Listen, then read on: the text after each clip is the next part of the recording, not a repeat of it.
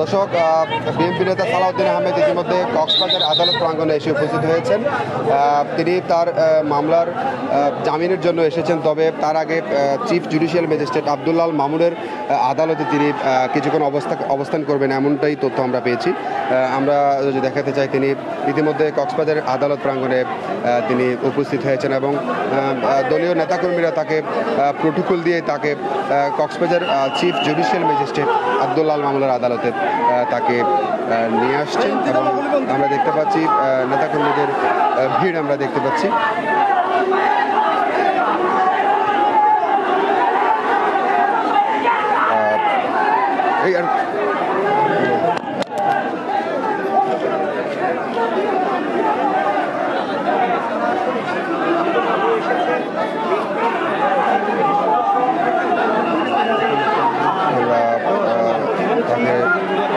সরাসরি দেখানোর চেষ্টা করছি।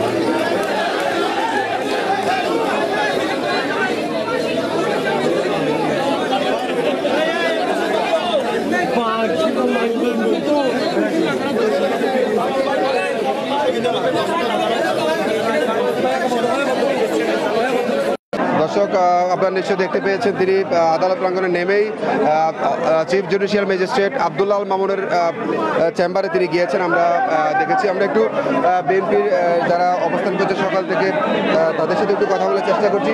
আমরা দেখতে পেয়েছি তিনি আদালত প্রাঙ্গণে এসেই অতিরিক্ত যিনি চিফ জুডিশিয়াল ম্যাজিস্ট্রেট আছেন আব্দুল্লাহ আল মামুন আদালতে গিয়েছেন। কেন গিয়েছেন আসলে? উনি আসলে আমার মনে হয় উনি ওনাকে দাওয়াত দিয়েছেন। উনি একসময় প্রশাসনে ছিলেন আমার ধারণা আর কি। হ্যাঁ, ওখান থেকে বের হয়ে উনি নিয়মিত আদালতে যাবেন, এখন ওখান থেকে উনি জামিন প্রার্থনা করবেন। আজকে তিনি যে দুটি মামলার জামিনের জন্য এসেছেন, সেই দুটি মামলার আসলে কোনো কিছু জানেন কিনা আপনি? এই দুটি মামলা গত 1/11-এর সময় 7 সালে হয়েছিল, সম্পূর্ণ মিথ্যা এবং বানোয়াট মামলা। ওনাকে জনগণের কাছে প্রতিপন্ন করার জন্য রাজনৈতিক উদ্দেশ্য প্রণোদিত হয়ে তৎকালীন আওয়ামী লীগের নেতাকর্মীরা ওনাকে আসামি করে মামলা দায়ের করা হয়েছিল। আমরা আশা করি আজকে বিজ্ঞ আদালত ওনাকে জামিন দিয়ে আমাদের সকলের আশা উনি পূরণ করবেন। দীর্ঘ 9 বছর তিনি দেশের বাইরে ছিলেন, এখন তিনি বাংলাদেশে এসেছেন। নেতাকর্মীদের মনে অনেক উজ্জীবিত আমরা দেখতে পাচ্ছি। আগামী যে সংসদ নির্বাচন হবে, সেই নির্বাচনে আপনাদের কোনো নির্দেশনা দিয়েছেন কিনা তিনি? এখনও সে ধরনের নির্দেশনা দেয় নাই। বর্তমানে ডক্টর মোহাম্মদ ইউনূসের নেতৃত্বে একটি তত্ত্বাবধায়ক সরকার বিরাজমান। এই সরকারকে এখন সহযোগিতা করা হচ্ছে আমাদের প্রধান কাজ, এবং দলীয়ভাবে আমরা সাংগঠনিক শক্তি বৃদ্ধির মাধ্যমে আগামী নির্বাচনে যাতে আমরা জনগণের কাছে প্রার্থনা করি, জনগণের ভোটের মাধ্যমে মাধ্যমে যেই ভোটের জন্য আমাদের সংগ্রাম ছিল দীর্ঘ 17 বছর, ভোটের অধিকার, ভাতের অধিকার, জনগণের কথা বলার অধিকার, সে অধিকার আমরা ইনশাআল্লাহ ফিরে পেয়েছি। আমাদের চূড়ান্ত বিজয় হবে আগামী নির্বাচনে জনগণের ভোটের মাধ্যমে বিজয় অর্জন করা। ধন্যবাদ আপনাকে। দর্শক, কথা বলছিলাম বিএনপি নেতা মুক্তার আহমেদের সাথে। তিনি জানাচ্ছিলেন আসলে তিনি chief judicial magistrate Abdullah Al মামুনের আদালতে তিনি গিয়েছেন। তাকে তিনি প্রশাসনিক কর্মকর্তা হিসেবে তাকে দাওয়াত দিয়েছেন এবং তিনি এখানে এসেছেন। তবে তিনি কক্সবাজার আদালতে তার 2007 সালে দুটি মামলা হাসিনা সরকারের আমলে যে দুটি মামলা হয়েছিল, সেই দুটি মামলার জামিনের জন্য তিনি কক্সবাজার আদালতে এসেছেন। তার মধ্যে তিনি এখন পর্যন্ত তিনি চিফ জুডিশিয়াল ম্যাজিস্ট্রেট আদালতে যিনি আছেন তার সাথে সাক্ষাৎ করতে গিয়েছেন, এমনটাই তথ্য আমরা পেয়েছি। তবে কক্সবাজার আদালত প্রাঙ্গণ জুড়ে বিএনপি নেতাকর্মীদের যে ভিড় আমরা দেখতে পেয়েছি সকাল থেকে এখনো পর্যন্ত বিরাজমান রয়েছে। তিনি এখনো পর্যন্ত চিফ জুডিশিয়াল ম্যাজিস্ট্রেট আদালতের যিনি দায়িত্বরত আছেন তার যে দাওয়াত তিনি দিয়েছেন সেখানে তিনি গিয়েছেন, এমনটাই তথ্য আমরা পেয়েছি। তবে আদালতের যে দুটি মামলা দায়ের করা হয়েছে সেই দুটি মামলা নেতাকর্মীদের সাথে, বিএনপির নেতাকর্মীদের সাথে কথা বলে জানতে পেরেছি সেই দুটি মামলা ভিত্তিহীন মিথ্যা তথ্য দিয়ে তাকে রাজনৈতিকভাবে হেয় প্রতিপন্ন করার জন্য মূলত এই দুটি মামলা করা হয়েছে, এমনটাই তথ্য আমরা যারা বিএনপির তৃণমূলের নেতাকর্মীরা আছেন তাদের সাথে কথা বলে জানতে পেরেছি। তিনি যখন সেই হত্যা মামলাগুলো সংঘটিত হয়েছিল তখন তিনি কক্সবাজারে ছিলেন না, তিনি ঢাকায় ছিলেন, এমনটাই তথ্য আমরা পেয়েছি। তিনি ঢাকা অবস্থায় তাকে দুটি মামলার আসামি করা হয়েছে। আমরা একটু যারা সকাল থেকেই ছাত্রদলের বিভিন্ন নেতাকর্মীরা এখানে অবস্থান করছে তাদের সাথে একটু কথা বলার চেষ্টা করছি। আসলে আপনারা কেন সকাল থেকে অবস্থান করছেন?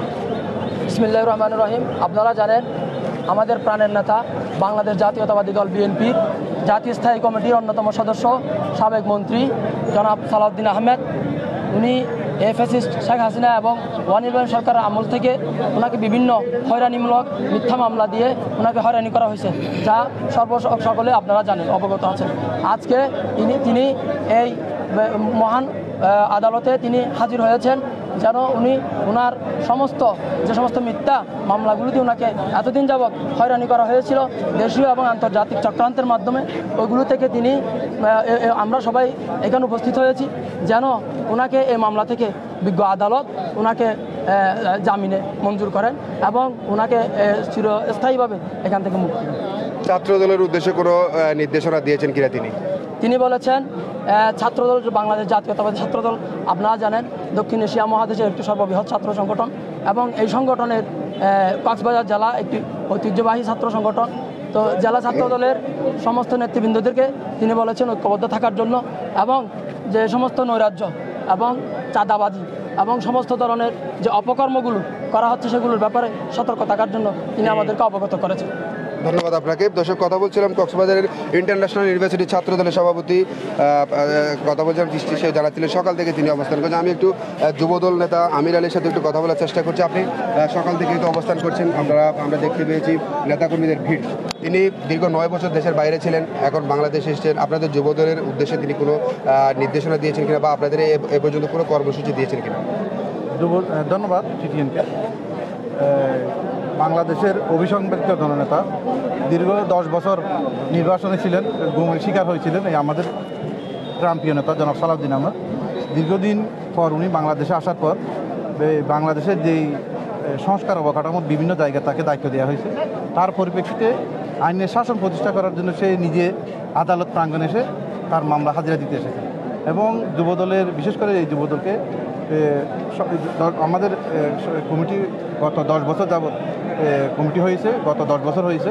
এই নতুন কমিটিকে তাই ইদানিং ছাত্রদলের কমিটি ভেঙে দিয়েছে, হয়তো 2-1 মাসের মধ্যে আমাদের কমিটি ভেঙে নতুন পূর্ণাঙ্গ কমিটি করবে যুবদলকে সুসংগঠিত করার জন্য, নতুন উদ্যমে কাজ শুরু করার জন্য তিনি আমাদেরকে তাগাদা দিন এই আশা ব্যক্ত করছি এবং সালাউদ্দিন সাহেবের সুস্বাস্থ্য কামনা করে সবাই টিটিএনকে ধন্যবাদ জানিয়ে আমার বক্তব্য এখানে শেষ করছি। ধন্যবাদ আপনাকে। দর্শক, কথা বলছিলাম যুবদল নেতা আমির আলীর সাথে। তিনিও আসলে জানাচ্ছিলেন দীর্ঘ যুবদলের যে কমিটি সেটি দীর্ঘ হয়েছে। তিনি ছাত্রদলের পাশাপাশি যুবদলের কমিটিটাও সুসংগঠিত করার জন্য তিনি এই কমিটিটি ভেঙে দিয়ে নতুন কমিটি তিনি আশা করছেন এবং আমরা আরও ছাত্রদল, যুবদল, স্বেচ্ছাসেবক দল, শ্রমিক দল সকল নেতাকর্মীদের সাথে কথা বলে যতটুকু জানতে পেরেছি সালাউদ্দিন আহমেদের হাত ধরে কক্সবাজারকে একটি সুসংগঠিত জেলায় হিসেবে উপহার দেওয়ার জন্য কক্সবাজারের যারা নেতাকর্মীরা আছেন তারা প্রস্তুত, এবং তিনি যেই নির্দেশনা দিবেন সেই নির্দেশনা অনুযায়ী সকল প্রকার নেতাকর্মীরা কাজ করার জন্য প্রস্তুত আছেন, এমনটাই জানতে পেরেছি। দর্শক, যেই বিষয়ে আমরা আজকে সরাসরি যুক্ত হয়েছি, তিনি দুটি মামলা তার আজকে জামিনের জন্য তিনি আদালত প্রাঙ্গণে এসেছেন। তার আগে তিনি কক্সবাজারের চিফ জুডিশিয়াল ম্যাজিস্ট্রেট আব্দুল আল মামুনের আদালতে তিনি এখন অবস্থান করছেন। সেখান থেকে তিনি তার জামিনের জন্য জামিন শুনানির জন্য যাবেন, এবং আমরা যতটুকু নেতাকর্মীদের সাথে কথা বলে জানতে পেরেছি যে দুটি মামলা তার বিরুদ্ধে করা হয়েছে সেগুলো সম্পূর্ণ উদ্দেশ্য প্রণোদিতভাবে তার রাজনৈতিক বিশৃঙ্খলা করার জন্য মূলত এই মামলা দুটো দায়ের করা হয়েছে। দর্শক, আদালত প্রাঙ্গণ থেকে যুক্ত হয়েছিলাম বিএনপি নেতা সালাউদ্দিন আহমেদের আদালত প্রাঙ্গণে তিনি যে জামিন মঞ্জুরের জন্য তিনি এসেছেন সেই উপলক্ষে আমরা এটুকু সরাসরি দেখানোর চেষ্টা করেছি। সকাল থেকে যে নেতাকর্মীদের ভিড় সেটিও আমরা দেখানোর চেষ্টা করেছি, বিএনপি নেতা জামিনের যে বিষয় সেটিও দেখানোর চেষ্টা করেছি। এতক্ষণ আমাদের সাথে থাকার জন্য ধন্যবাদ।